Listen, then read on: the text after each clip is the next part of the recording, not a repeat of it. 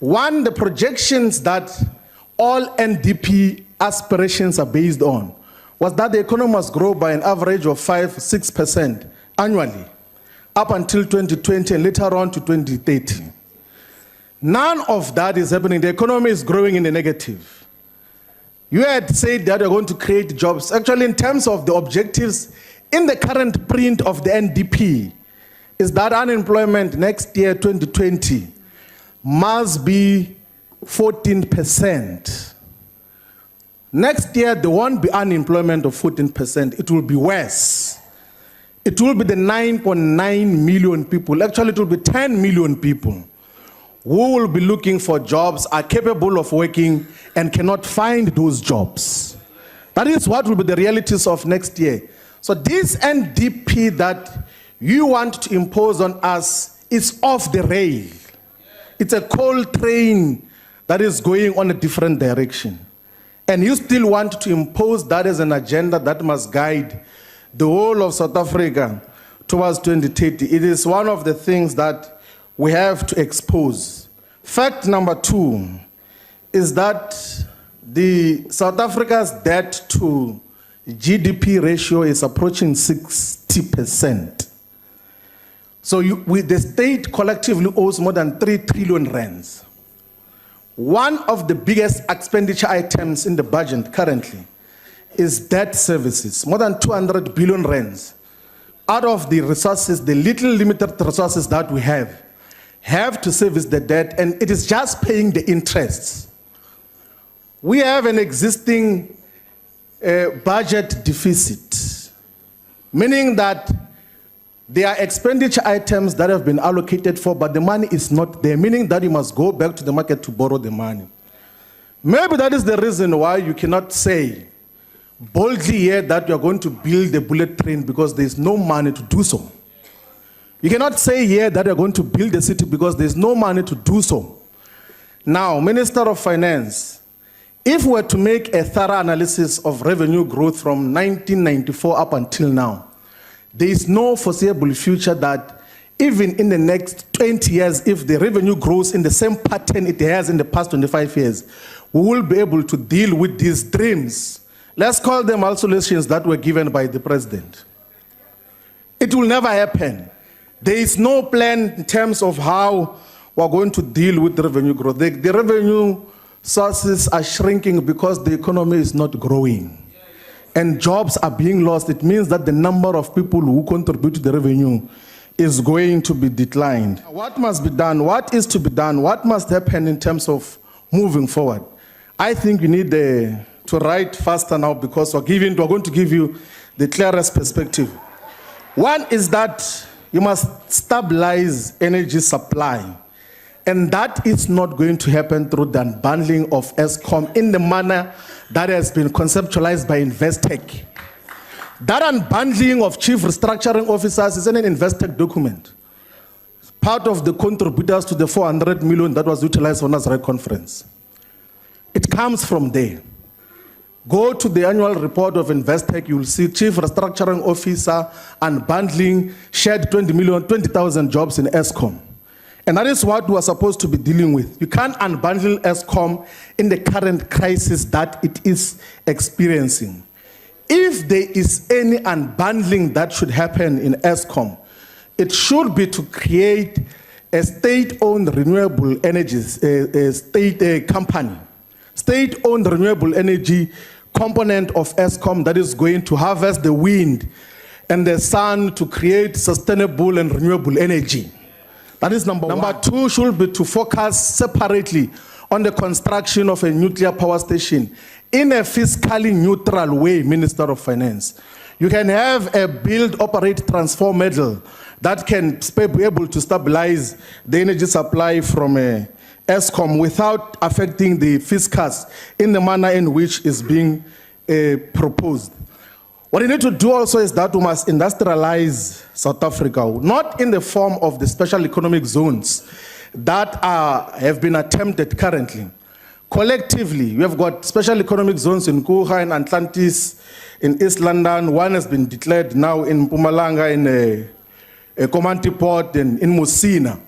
I know there's an intention to declare another one in Tshwane, and there's one in OR Tambo. All of those special economic zones have not, for the past 25 years, created more than 10,000 jobs. Their contribution to the GDP is less than 1%. So if you continue in that model of special economic zones, you must know that you can't achieve anything. What is to be done? You have to pursue what Alice Amsden calls late industrialization. What are the components of those?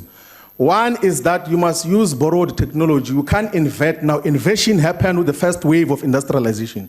We can't innovate now. It happened with the second wave of industrialization. Now we must borrow technology.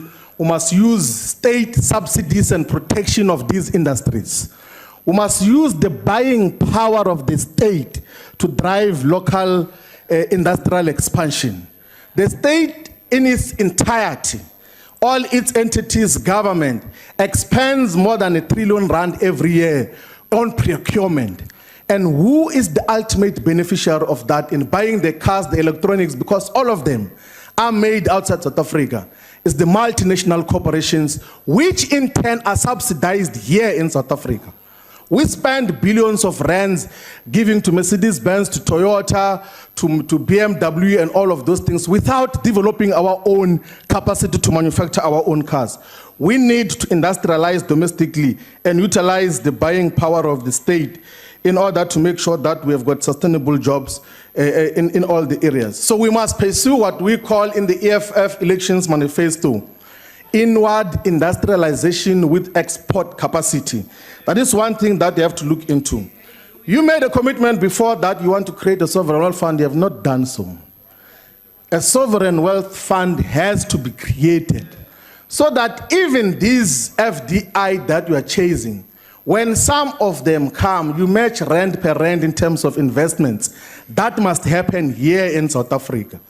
But in the current framework, this FDI is not going to help you with the developmental challenges that we're confronting in South Africa. Go and read development history, economic development history. Heterodox economics are writing that the person who's going to sweep on behalf of the ANC today won't understand what heterodox economics is.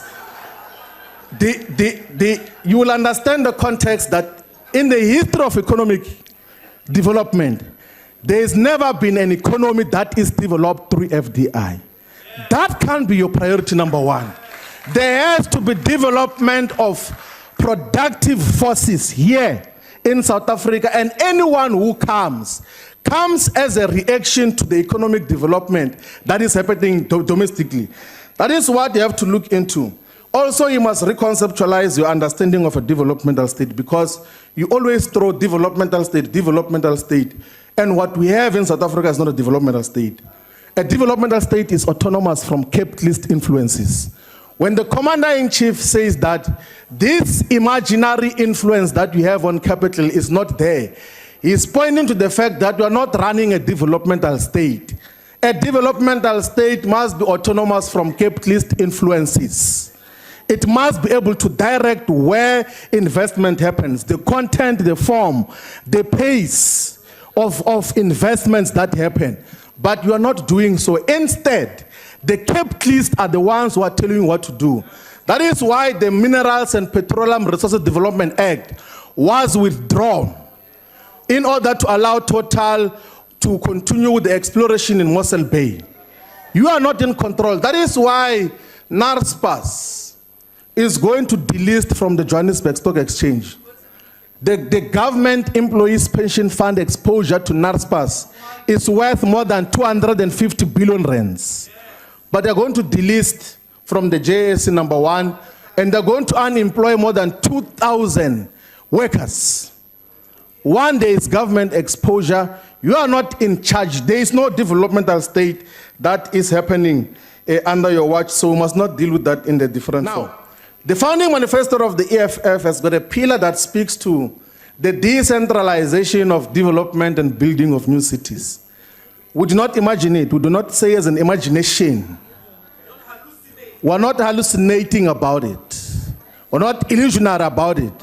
And we say that this has to be a concurrent effort in different areas. massive investments in terms of allocation of resources, development of infant industries and protect them, domestically owned industries, and have all these cities developing in a manner that is going to deliberately depopulate Gauteng and Cape Town and Durban. Because in their current spatial framework, they cannot accommodate the number of people that they're having now. The infrastructure is going to be clogged, all of it in terms of sanitation and a variety of other things. 14 million people in Gauteng in the space that it has is not sustainable. How do we achieve a different perspective? We develop the areas where the people who stay in Gauteng are coming from. And that can happen only through a deliberate, decentralized development and building of other cities. Now, in the sixth parliament, the EFF, as the only socialist, Marxist, Leninist organization in South Africa, is going to table the following legislations. Number one will be the South African Reserve Bank Amendment Bill to make sure that we discontinue private ownership of the South African Reserve Bank, joining 90% of central banks in the world. Number two, we're going to then enact a bill on the creation of a sovereign wealth fund. Model it around the Norwegian sovereign wealth fund, which in the current financial year has contributed an equivalent of 500 billion to the fiscus of Norway. We're going to retable a proper Minerals and Petroleum Resources Development Act to put clear conditions in terms of what should be the exposure of the state in terms of ownership of the new petroleum and mineral projects. We're going to table a clear anti-tax avoidance bill that is going to deal with the question of base erosion and illicit financial flows, because commitments have been made here that is going to be dealt with, and no one seems to be having the courage to come with a clear legislation to deal with base erosion. We're going to then finalize the process of having a state-owned bank. We're going to table a legislation on the insourcing of all government workers, because we need to detenderize the state. We must give it the capacity to take us forward, because we are the only organization that can provide leadership in this country. What is happening here, it's new objectives after new objectives. It's directionlessness. The ANC is defined by directionlessness. There's no clarity of what you seek to achieve. That is why you come and blow hot air here. And then a person who blows hot air is a clown from the NCOP, and then you give him a standing ovation. And that is what you achieve.